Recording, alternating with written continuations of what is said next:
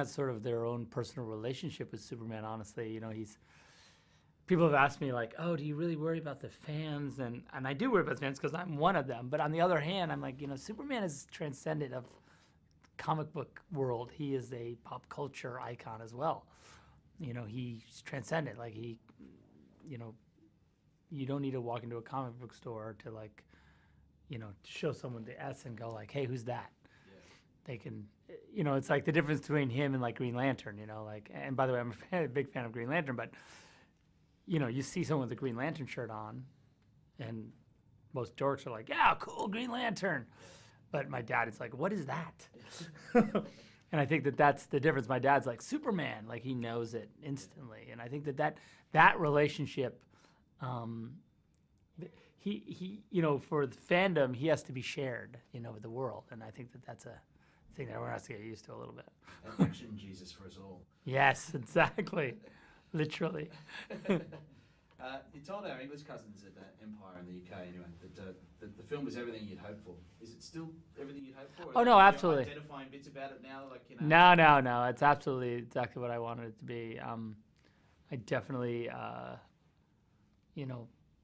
have really been pleased with everyone's not only the performances in the movie, but from my production design team and my visual effects team and cinematography, everyone really, and of course Henry, everyone's really just done a bang up job in the movie. I couldn't be happier.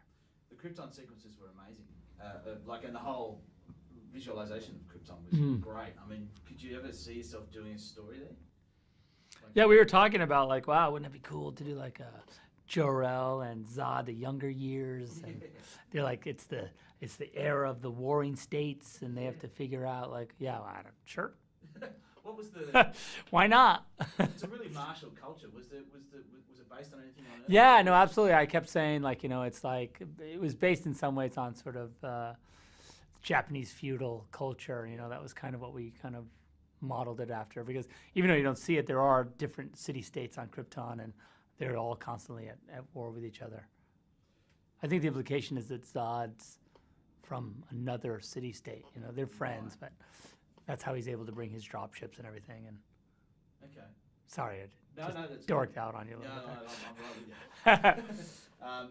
I mean, in fact, let's go further. I mean, the alien. Oh, further yet. the alien culture, the style cues, and some of the narrative touch points sort of shared similar elements to Prometheus and the Engineers. Is that something that was? Did it ever cross your mind, like the? This is what we said. I think in Prometheus, the implication is that life itself came from the stars, right? Yeah. Where I feel like what we were saying is that, I think if you look carefully, and I don't even know what it means, but when you go to the scout ship and we know that it's like 30,000 years ago or 20,000 years ago that the scout ship landed, which kind of coincides a little bit with sort of human cultural like growth and expansion. Yeah. Also, if you notice when Clark is looking around and he sees the dead Kryptonians, there's one bed is open and it's empty. Where is that? I don't know. Yeah. Somewhere, possibly. Yep. Maybe he got stabbed by like a kryptonite spear or something. His villagers just killed him in his sleep.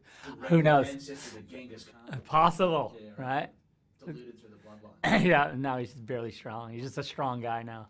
There seemed to be a really great take on fathers and sons in this as well, and even like the society from Krypton is virtually fatherless because they're eugenically, farmed, I guess, these babies. I mean, were you trying to tell a father-son story? Yeah, I really was. An adoption story, a father-son story, a story of how, unconditional love of a parent, it can be one of the most powerful things, more powerful than a Superman if you, if harnessed correctly.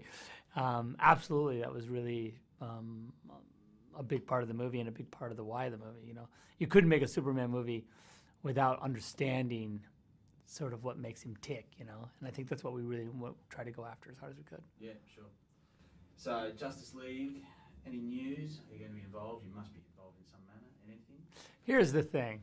Have you said this a few times now? No, it's different. Yes, I've said it a few times, but I think that it's important to talk about because you know, I've said that Superman, the Justice League is a top-down affair, in my opinion. You know, you got to, there's two things you got to do. One, you've got to get Superman's house in order, right? And two, you have to look at the rest of the DC universe, and because what I try to do with this movie is imply that there are DC characters within this world, right? Other DC characters. Whether or not we don't see them, but there's evidence that they're out there. So just like you top down Superman, you got to sort of top down then the rest of the DC characters.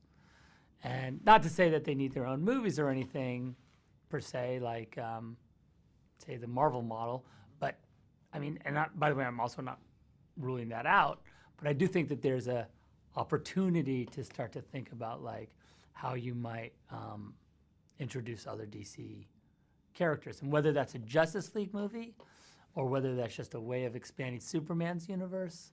Those are things that I think that's the next conversation, I think, for me. Yeah. Do you feel in competition with the Marvel films? You know, I personally don't. I think, you know, the studio may feel that way a little bit because they're business people, and I get that. You know, they're like, oh, well, they have a movie with a ton of superheroes. Where's our movie with a ton of superheroes? You know, they have Iron Man. Where's our guy in a metal suit? Whatever. They actually haven't said that to me, but I can imagine though those conversations. I mean, that's not outrageous. I don't think that I would not blame them for that, because I'd probably be saying the same thing if I were in their position. But I don't feel like I'm in competition with the Marvel movies, only because I think the way, and Chris and I talked about it a lot, and I think Warner Brothers really needs to, you know, stay with what we do. Like we, you know, after the Dark Knight trilogy and now this sort of restart of Superman, you know, we have a tone that we're kind of into. And it works for us. It works for me, and it works for, I think, you know, the DC universe in a different way than it was funny because, you know, in the comic book world, the Marvel comics are the darker ones, and the DC was the you know, bright, happier one. But it's this weird thing that's paradigm switch, which is kind of fun. I like it.